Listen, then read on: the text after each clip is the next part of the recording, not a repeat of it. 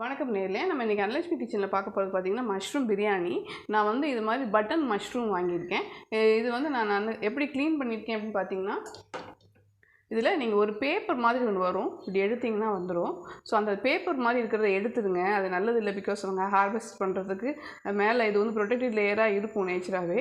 இது நம்ம குக் பண்ணுறதுக்கு நல்லதில்லை. இப்படி எடுத்துகிட்டு அதை கட் பண்ணி தண்ணியில் போட்டு வச்சுக்கோங்க. கொஞ்சம் கருப்பாயிரும். நல்லா ப்ரிப்பேர் பண்ணி வச்சுக்கோங்க. இதுக்கு தேவையான பொருள் என்னென்னு பார்த்துடலாம். இதுக்கு வந்து நான் 2 பெரிய வெங்காயம், நல்ல பெரிய சைஸு பெரிய வெங்காயம் எடுத்து வச்சுருக்கேன். தக்காளி 2 தக்காளி, 2 பச்சை மிளகா, கருவேப்பிலை, புதினாவும் மல்லித்தழையும் எடுத்து வச்சுருக்கேன். இஞ்சி பூண்டு பேஸ்ட்டு எடுத்து வச்சுருக்கேன். இப்போ நம்ம இது எப்படி பண்ணலாங்கிறத பார்க்கலாம்.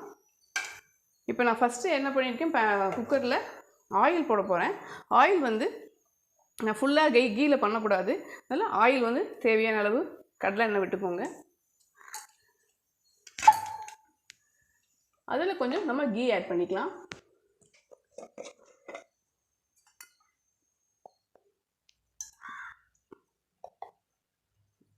கீ போட்டிருக்கேன்.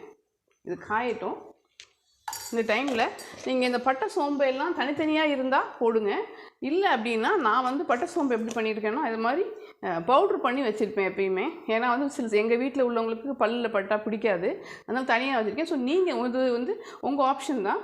நீங்கள் பட்டை சோம்பை தனித்தனியாக பிரிஞ்சி எல்லாம் எல்லாத்தையுமே நீங்கள் போடலாம். நான் ஃபஸ்ட்டு வந்து இதை ஒரு 1.5 ஸ்பூன் போட்டுக்கிறேன். இஞ்சி பூண்டு பேஸ்ட்டை ஃபஸ்ட்டே போட்டிங்கன்னா அடி பிடிச்சிரும். அதனால் இது போட்ட கையோட வெங்காயத்தை போட்டலாம்.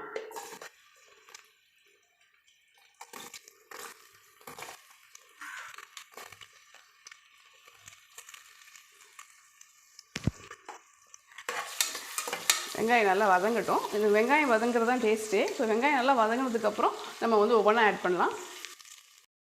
இந்த வெங்காயம் வதங்கிட்டே இருக்குது. இப்போ இந்த பாருங்கள் நல்லா வதங்கிட்டு இருக்குது. இந்த சமயத்தில் சோம்பு பெருஞ்சீரகம் இருக்கு இல்லையா, அது கொஞ்சம் போடுறேன்.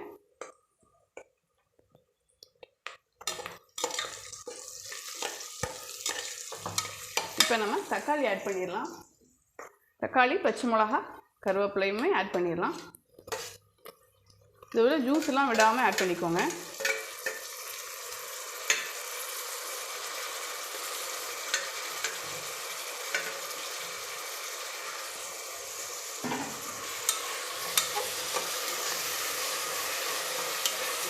இது நல்லா வதங்கட்டும். இப்போ நம்ம இஞ்சி பூண்டு பேஸ்ட் போட்டுடலாம். வெங்காயம் போட்டதுக்கப்புறம் கூட நீங்கள் போட்டுக்கலாம். இப்போ போட்டிங்கன்னா அடி பிடிக்காது.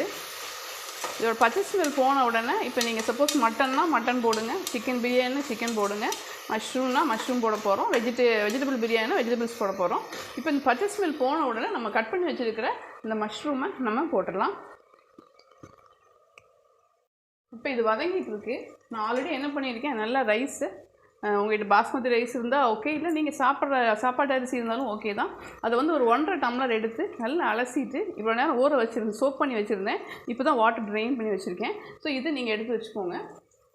ரைஸை சோக் பண்ணி கொஞ்சம் ட்ரெயின் பண்ணி எடுத்து வச்சுருக்கேன். ஒரு 20 மினிட்ஸ் நான் சோக் பண்ணியிருந்தேன். இப்போ இது நல்லா மிக்ஸ் ஆகிடுச்சு, வதங்கிடுச்சு. இந்த டைமில் இந்த மஷ்ரூம் போட போகிறோம். மஷ்ரூம் நான் சொன்ன மாதிரி க்ளீன் பண்ணிவிடுங்க. க்ளீன் பண்ணிவிட்டு போடுங்க. ஏன்னா அதில் கருப்பாக ஒட்டி இருக்கும், அது நல்லதில்லை ஹெல்த்துக்கு. கொஞ்சம் ஷேப் வந்து ஓரளவுக்கு ஒவ்வொரு பைட்லேயும் கிடைக்கிற மாதிரி போட்டுக்கோங்க, இல்லைன்னா வந்து பிரிஞ்சு சாப்பிட்ற மாதிரி ஒரு ஃபீல் கிடைக்கும். அதனால் ஒவ்வொரு பைட்டுக்கு வரனால தான் நான் வந்து கொஞ்சம் பீசஸ் வந்து ஓரளவுக்கு மீடியம் சைஸ் போட்டிருக்கேன். இப்போ இதை கலந்து விட்டுறலாம். தண்ணி விடும்போதும் ஜாக்கிரதையாக விடுங்க. பிகாஸ் இப்போ வந்து நம்ம சாதத்துக்குன்னா 1.5 டம்ளருக்கு வந்து நம்ம என்ன பண்ணுவோம், 3 டம்ளர் தண்ணி ஊற்றுவோம். 1.5 டம்ளர் அரிசிக்கு 3 டம்ளர் போடுவோம். இதில் தக்காளி, வெங்காயம், அதுவும் பெரிய வெங்காயம், தென் மஷ்ரூம், இது எல்லாமே கொஞ்சம் கண்டென்ட், அதோட தண்ணி இருக்கும், அதோட லிக்விட் கண்டென்ட் இருக்கும். ஸோ அதனால் எப்போயும் ஒரு 1/2 டம்ளர் நீங்கள் குறைச்சிட்டு, இப்போ வந்து 1.5க்கு 3னா 2 டம்ளர் தண்ணி மட்டும் ரெடியாக எடுத்து கொஞ்சம் பக்கத்தில் பாயில் பண்ணி கொதிக்க வச்சுக்கிட்டிங்கன்னா ஊற்றும் போது சில்லுன்னு இருக்காது, இது கூட சேர்ந்துக்கும். இப்போ இதில் என்னென்ன போடலாங்கிறத பார்க்கலாம். மஞ்சத்தூள்,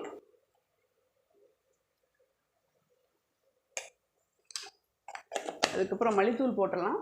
மல்லித்தூள் வந்து ரொம்ப குழம்பு மாதிரி போடாதீங்க, குழம்பாட்டம் ஆயிரும், காடி ஆயிரும். மைல்டாக இருக்கும் பிரியாணி. அதனால் ஸ்மெல்லுக்காக நான் கொஞ்சம் போடுறேன்.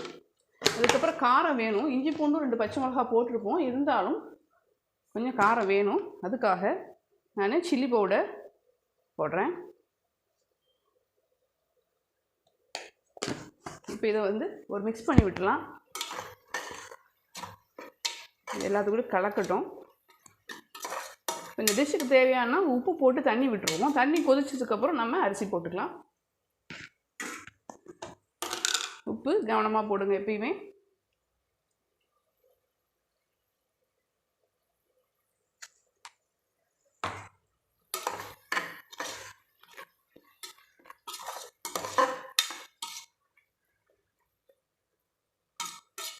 இது கூட சேர்ந்து கொஞ்சம் நேரம் அந்த மிளகாத்தூளுடைய ஸ்மெல் மட்டும் போட்டோம். அதுக்கப்புறம் தண்ணி விட்டு கொதிச்சதுக்கப்புறம் அரிசி போடலாம். பாருங்கள், நம்ம பச்சை ஸ்மெல்லாம் போயிடுச்சு. போட்ட இப்போ மிளகா பச்சை ஸ்மெல்லாம் போயிடுச்சு. நான் சொன்ன மாதிரி 1.5 கப்புக்கு 2.5 தண்ணி எடுத்துருக்கேன். இந்த 2 தண்ணியும் நான் இதில் விட்டுடுறேன். இப்போ இதோட நல்லா கொதிக்கட்டும். கொதிச்சதுக்கப்புறம் புதினா மல்லித்தலையை போட்டுட்டு ரைஸ் போட்டுற வேண்டியதான். இன்னும் மூடி பாருங்கள், நல்லா கொதிச்சிருச்சு. இந்த டைமில் நம்ம மல்லித்தலை புதினாவை போட்டுடலாம். போட்டுட்டு ரைஸையும் போட்டுடலாம்.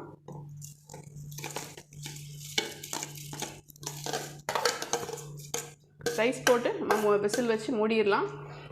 அதுக்கப்புறம் நம்ம ஒரு 3 விசிலில் அதை இறக்கிடலாம். இப்போ பாருங்கள், நான் ஒரு 3 விசிலில் எடுத்துட்டேன். இப்போ எப்படி இருக்குதுன்னு பாருங்கள். இல்லை செம்ம சூப்பர் வாசம். இந்த பாருங்கள் எப்படி இருக்குதுன்னு பாருங்கள். சூப்பரான ஒரு மஷ்ரூம் பிரியாணி ரெடி ஆயிடுச்சு. நம்ம இது வந்து தொட்டுக்க வந்து ரைத்தா வச்சுட்டு தென் பொட்டேட்டோ ஃப்ரையில் பொட்டேட்டோ சிப்ஸு, பொட்டேட்டோ ஃப்ரை அது மாதிரிலாம் வச்சு சாப்பிடலாம். சூப்பராக இருக்கும். நீங்களும் இது மாதிரி ட்ரை பண்ணி பாருங்கள். மறக்காமல் உங்களுடைய கமெண்ட் சொல்லுங்கள். சேனலை லைக் பண்ணுங்கள், ஷேர் பண்ணுங்கள், சப்ஸ்கிரைப் பண்ணுங்கள். தேங்க்யூ.